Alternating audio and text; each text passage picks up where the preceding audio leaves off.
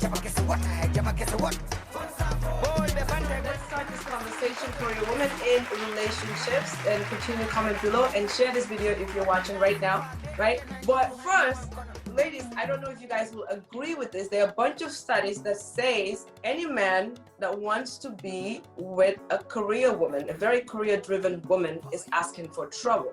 And don't kill me, these are the studies and we're going to discuss it. We'll see what you ladies think. So the first one that we have is they will be unhappy, meaning career women will be very unhappy if they start making more money than their partner, the significant other. I don't know if I will call it unhappy. Well, Okay. I can see why they can be unhappy if they end up making more money than their spouses. Because of ego problem, usually when women make more money than their spouses are a little bit bitter, and then that can lead to unhappiness for the woman. The man is not happy and is bitter and is making the woman miserable. So you want to take your own unhappiness and blame it on the guy? Yep. Okay, Dr.Jaye.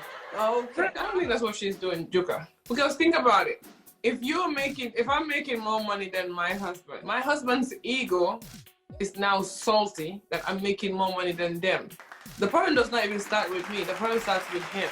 His insecurities are now going to be like his ego, and then now it turns up that he is always upset. And then guess what? Me as their wife, I can't be happy either because my husband is never happy. He's always upset. He's always grumpy. He's always nagging. So then it kind of now reflects on me.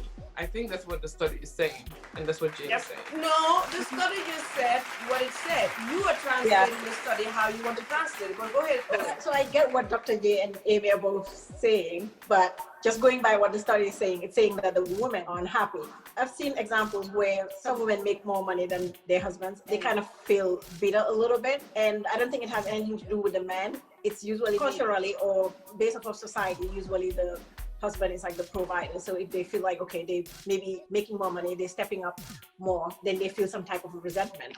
But to me, I think it all depends on like when you meet the person, you should be able to figure out if this person has like the same drive as you or not. So if you're in a relationship and then you're making more money than your spouse, so even the husband, if they're okay with it, our attitude and our personality start to shift and be more like, you're the man and I'm doing all this and I'm bringing all this. And then before we know it, our ego is up the roof, right? Because we think we are the ones that are the breadwinner of the house. I mean, you could shake your head all you want, but these are real feelings that women have that could come up where you're looking at the husband, you will not have much respect for him anymore at some point. Obviously, you are unhappy and you're going to make him actually more insecure.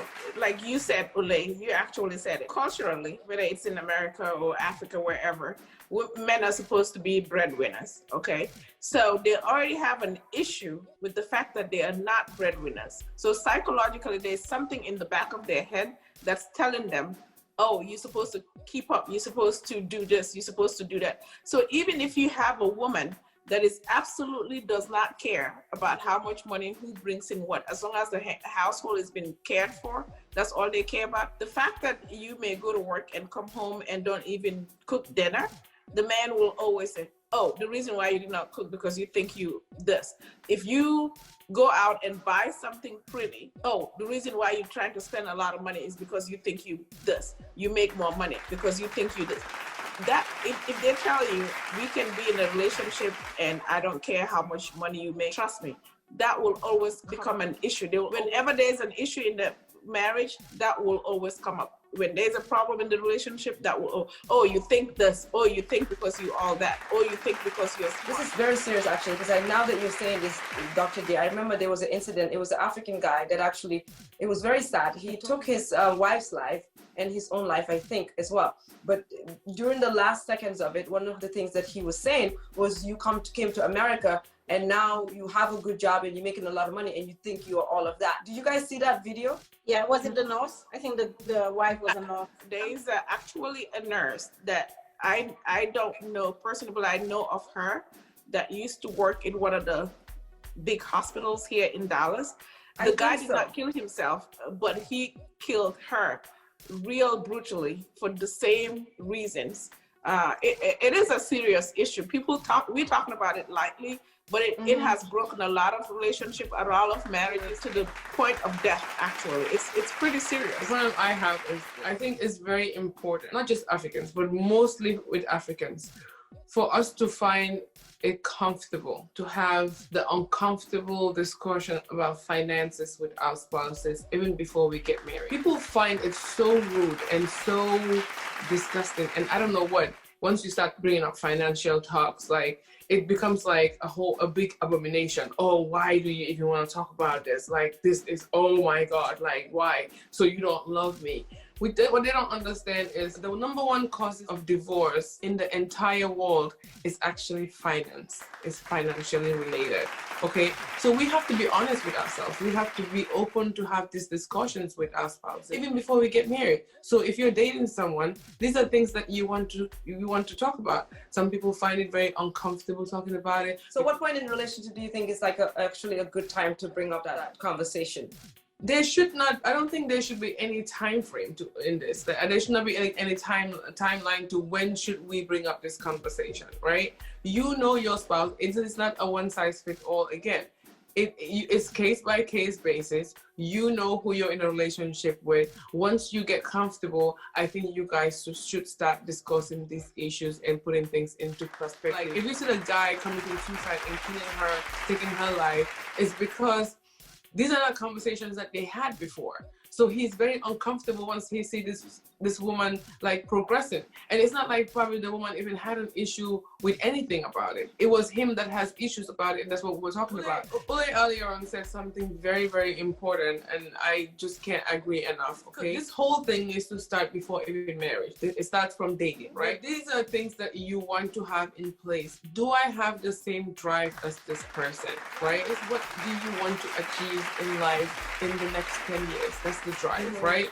Some people are so comfortable with where they are. They will tell you, I have a car, I have a house, what else do I need? I'm fine. As long as I have food to eat, I'm good, right? Right. That is someone, for me, that's a turn off with a guy, because instantly, I know me and you don't have the same drive, we don't have the same vision, and I'm out. Amy, to your point, and Olay's point, that really resonated with me, and I'm sure it's going to resonate with a lot of the people that are watching. It's really, really crucial.